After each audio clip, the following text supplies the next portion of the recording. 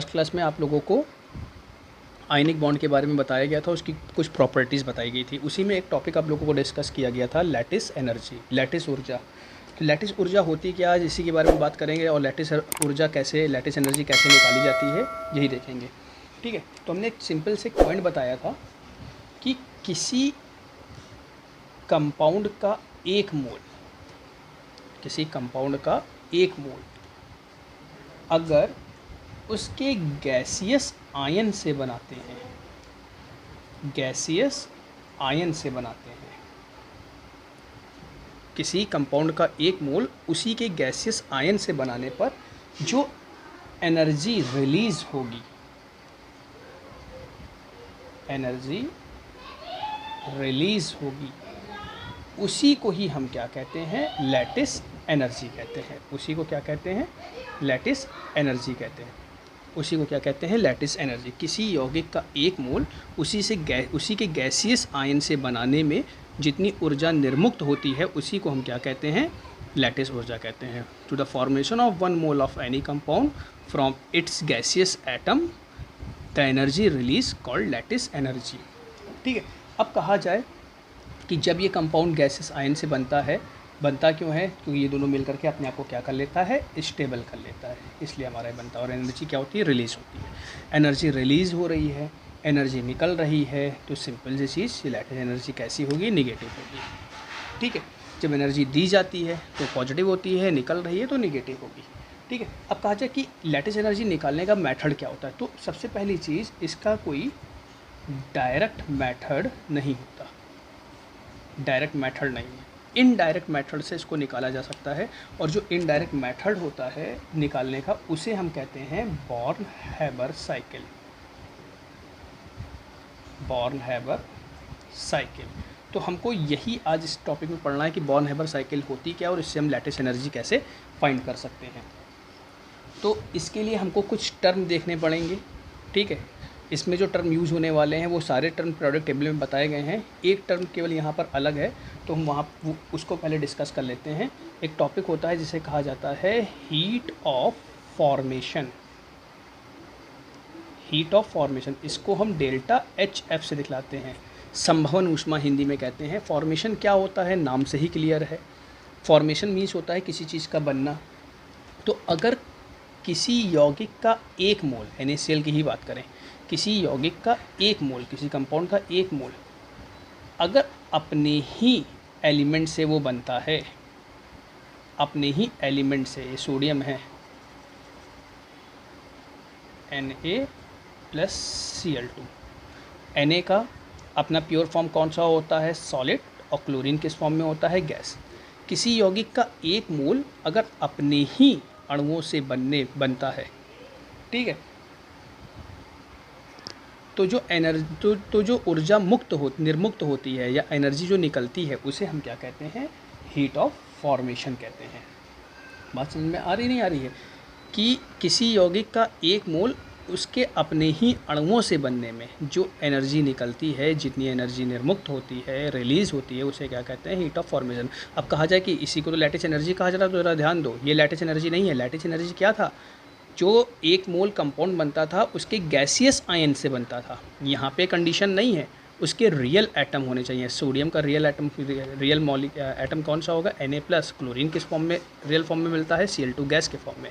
Balance करने के लिए यहाँ पर हम इसके क्या करें, 1/2, तो ये क्या कहलाएगा, फॉर्मेशन कहलाएगा।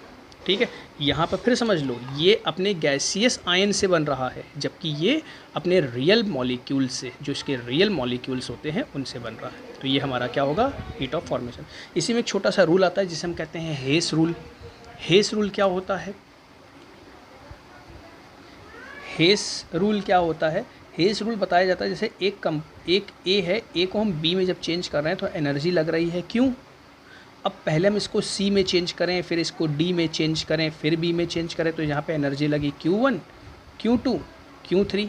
तो हेस रूल ये कहता है कि एनर्जी रिएक्शन एक स्टेप में हो या सेवरल स्टेप में हो, चेंज इन एंथैल्पी हमेशा सेम रहेगी। Q = Q1 + Q2 + Q3। Means ये कह रहा है कि रिएक्शन एक स्टेप में हो या सेवरल स्टेप में हो, चेंज इन एंथैल्पी सेम होती है। मतलब अगर ए से बी में डायरेक्ट चेंज करने में 100 की एनर्जी लग रही है तो चाहे तुम इसको स्टेप वाइज ले जाओ, एनर्जी कितनी लगेगी, 100 की ही लगेगी। ये हेस रूल होता है, ये सब इसमें यूज़ होने वाला है। अब हम देखते हैं अपनी born Haber cycle. Born Haber cycle में हम सबसे पहले क्या करते हैं, NaCl का फॉर्मेशन करते हैं। Na किस फॉर्म में है, सॉलिड, क्लोरीन किस फॉर्म में है, गैस। अब बॉर्न हैबर साइकिल से ही आपको बताई जाएगी कि लैटिस एनर्जी कैसे निकाला जाता है। ठीक है, बहुत ही सिंपल मेथड है। ये क्या बनेगा, NaCl बनेगा। ठीक है, बैलेंस कर लें तो यहाँ पे 1/2 होगा। यहाँ पे जो एनर्जी होगी वो क्या होगी, delta HF, heat of formation होगी। ठीक है, तो हीट ऑफ फॉर्मेशन में भी क्या होता है, एनर्जी रिलीज़ होती है, बनने में जो ऊर्जा निर्मुक्त होती है रिलीज़ होती है। ठीक है, अब हमको क्या करना है, किसी अदर मेथड से हमको NaCl बनाना है। तो अदर मेथड क्या है, गैसेस आयन से बनाएं। तो गैसेस आयन में हम क्या करें, इनको हम पहले गैसेस आयन में चेंज करें। तो गैसेस आयन में तो बाद में चेंज करें, पहले हम इसको गैस में चेंज करें। ठीक है, ये सॉलिड है,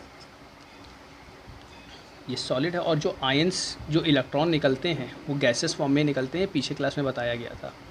ठीक है, तो अब इसको क्या कर रहे हैं, हम सोडियम गैस के फॉर्म में चेंज कर रहे हैं। तो सिंपल सी चीज़, किसी सॉलिड को हम अगर गैस में चेंज करते हैं तो जो इसमें जो एनर्जी होती है वो उस एनर्जी को कहते हैं सब्लिमेशन एनर्जी कहते हैं, ऊर्ध्वपातन ऊर्जा कहा जाता है। सब्लिमेशन, किसी सॉलिड को जब सीधे गैस में कन्वर्ट किया जाता है तो उस एनर्जी को हम कहते हैं सब्लिमेशन।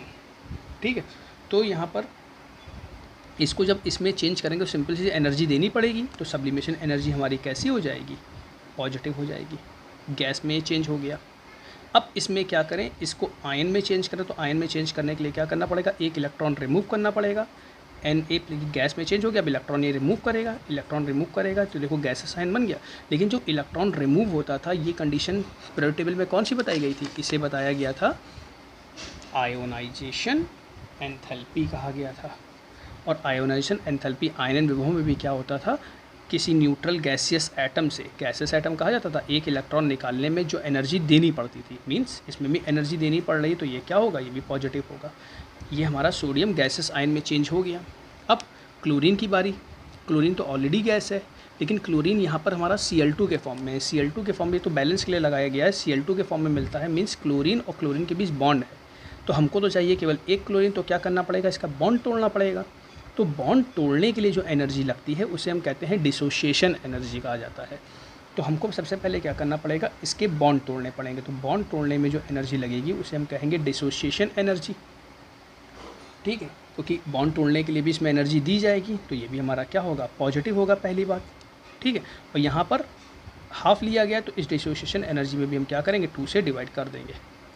तो ये हमारा यहाँ पे क्या बचेगा, क्लोरीन बचेगा, जो कि ऑलरेडी गैस के फॉर्म में है। सिंपल, हमको क्लोरीन का एक एटम चाहिए था। क्लोरीन तो हमारा मॉलिक्यूल्स के फॉर्म में मिलता है, तो इसके बॉन्ड तोड़ने पड़ेंगे।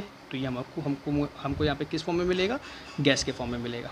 अब क्या करें, अब हम क्या करेंगे, इसको गैस में चेंज हो गया, अब इसको आयन में चेंज करेंगे। तो क्लोरीन क्या करता है, क्लोरीन में एक इलेक्ट्रॉन ऐड करना रहता है। किसी न्यूट्रल गैसेस एटम में जब अब ये एक इलेक्ट्रॉन लेता है ना, तभी तो नेगेटिव में चेंज होता है। तो इसमें कौन सा पॉइंट लगेगा, किसी न्यूट्रल गैसेस एटम में एक इलेक्ट्रॉन जब डालते हैं, एक इलेक्ट्रॉन जब ऐड करते हैं, ठीक है, जब एक इलेक्ट्रॉन ऐड करते हैं तो एनर्जी क्या होती है, रिलीज़ होती है। और इसको कहते क्या है, इसको हम कहते हैं इलेक्ट्रॉन एफिनिटी कहते हैं। इसमें एनर्जी रिलीज़ हो रही है, तो ये क्या होगा, निगेटिव होगा। जिसमें एनर्जी रिलीज़ होती है वो क्या होता है, निगेटिव होता है। वो एनर्जी किस में लेते हैं, माइनस में लेते हैं। तो यहाँ पर देखो, इसको हमने गैसेस आयन में चेंज कर लिया, इसको हमने गैसेस आयन में चेंज कर लिया। अब हम क्या करेंगे, इसको, इन दोनों को क्या करेंगे, NaCl में चेंज कर देंगे। तो देखो हमारा पॉइंट क्या था कि किसी कंपाउंड का एक मोल जब उसी के गैसेस आयन से बनता है तो जो एनर्जी होती है उसे हम क्या कहते हैं, लैटिस एनर्जी कहते हैं।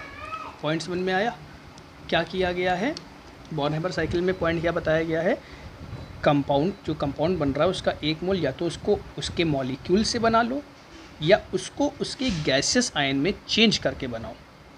ठीक है, दो तरह से हमने बना लिया। तो हमने जो आयंस में जब चेंज करके बनाया है तो इससे हमने क्या कहा है, लैटिस एनर्जी कहा है। ठीक है, अब हमारा हेस रूल क्या था, हेस रूल ये कहता था कोई रिएक्शन को सीधे कराओ या स्टेप बाय स्टेप कराओ। चेंज इन एंथैल्पी तो हमारी क्या होती है, सेम होती है। मतलब हम यहाँ पर लिख सकते हैं जो डेल्टा एच एफ होगा वो इन सब का एडिशन होगा।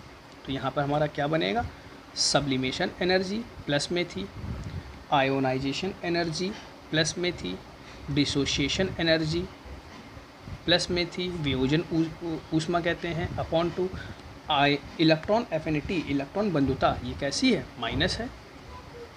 लैटिस एनर्जी ये कैसी है, एनर्जी इसमें भी रिलीज हो रहा था, ये भी कैसी है, निगेटिव है। तो ये हमारा तरीका हो गया लैटिस एनर्जी निकालने का, ये इक्वेशन बनेगी। तो हर कंपाउंड में ये इक्वेशन में कुछ ना कुछ थोड़ा बहुत चेंज होता रहेगा, पॉइंट तो यही रहेंगे लेकिन कुछ कुछ चेंज होता रहेगा, ठीक है। इसलिए इसका कोई डायरेक्ट मेथड नहीं है। देख लो एक बार क्या किया गया है इसमें। सबसे पहले जो कंपाउंड था उसको हमने उसी के मॉलिक्यूल से बनाया, तो इसे हमने हमारा क्या कहा गया, फॉर्मेशन कहा गया, संभवन ऊष्मा कही गई, ठीक है। अब हमने क्या किया, इसका दूसरा मेथड क्या था, लैटिस एनर्जी क्या कहता था, गैसेस आयन से बनाओ। तो हमने क्या किया, इनको गैसेस आयन में चेंज किया। तो देखा सोडियम सॉलिड में है तो पहले हमने इसको गैस में चेंज किया, तो इसे सॉलिड को गैस में चेंज करें तो इसे हम कहेंगे सब्लिमेशन, ठीक है। ऊर्ध्वपातन ऊर्जा, क्योंकि एनर्जी दी जा रही है इसलिए पॉजिटिव होगा। अब इसको हमने आयन में, गैस में कन्वर्ट हो गया, अब इसको आयन में चेंज करेंगे, इलेक्ट्रॉन निकालेंगे। तो इलेक्ट्रॉन निकालने के लिए हमको इसमें एनर्जी देनी पड़ेगी। आयोनाइजेशन एनर्जी हमारा यही पॉइंट बताती है, किसी न्यूट्रल गैसेस एटम में एक इलेक्ट्रॉन डालने पर, एक इलेक्ट्रॉन निकालने के लिए जो एनर्जी रिक्वायर्ड होती है, एनर्जी रिक्वायर्ड हो रही है ना, इसलिए भी क्या हो गया, पॉजिटिव हो गया, गैसेस आयन में चेंज हो गया। अब यहाँ पर देखो क्लोरीन हमारा Cl2 के फॉर्म में होता है, तो इसका बॉन्ड तोड़ना पड़ेगा। बॉन्ड तोड़ने के लिए जो एनर्जी लगती है उसे डिसोसिएशन एनर्जी कहते हैं, वियोजन ऊष्मा कहते हैं। तो यहाँ पे हमारा बॉन्ड तोड़ा तो Cl गैस, जो ऑलरेडी गैस था, सिंगल Cl मिला, ठीक है। डिसोसिएशन करा रहे हैं बॉन्ड का, तो यहाँ पे जो नंबर था उससे हमने मल्टीप्लाई किया, आगे जो नंबर होगा वो इन सब में मल्टीप्लाई हो जाएगा, ठीक है। यहाँ पे कोई नंबर था नहीं इसलिए मल्टीप्लाई नहीं हुआ। अब इसमें एक इलेक्ट्रॉन डालेंगे तब ये माइनस में चेंज होगा। तो किसी न्यूट्रल गैसेस एटम में जब एक इलेक्ट्रॉन डालते हैं तो एनर्जी क्या होती है, रिलीज़ होती है। इसे इलेक्ट्रॉन एफिनिटी कहते हैं, इलेक्ट्रॉन बंधुता कहते हैं, ठीक है। गैसेस आयन में चेंज हो गया। अब गैसेस आयन को हमने क्या कर दिया, NaCl में चेंज कर दिया। यही हमारी लैटिस एनर्जी होती है। हेस रूल क्या कहता था, कोई रिएक्शन सिंगल स्टेप में हो या सेवरल स्टेप में हो, चेंज इन एंथैल्पी सेम होती है। तो मतलब डेल्टा HF क्या होगा, इन सब का एडिशन करके लिख दिया। सब्लिमेशन पॉजिटिव था, आयोनेशन एनर्जी पॉजिटिव थी, डिसोसिएशन एनर्जी पॉजिटिव थी, क्योंकि इन सब में एनर्जी देनी पड़ रही थी, ठीक है। अब इसमें एनर्जी रिलीज़ हो रही थी, ये नेगेटिव, सब्लिमेशन में एनर्जी रिलीज़ हो रही थी, ये नेगेटिव। बात समझ में आ गया। अब आप लोग जो है MgO का बना करके देखिएगा। MgO कैसे बनेगा, Mg सॉलिड होता है प्लस O2 1/2, ठीक है। ये हमारा क्या होगा, फॉर्मेशन है, ये एज अ गैस के फॉर्म में फॉर्मेशन दिया है। लैटिस एनर्जी का फॉर्मूला निकालिएगा।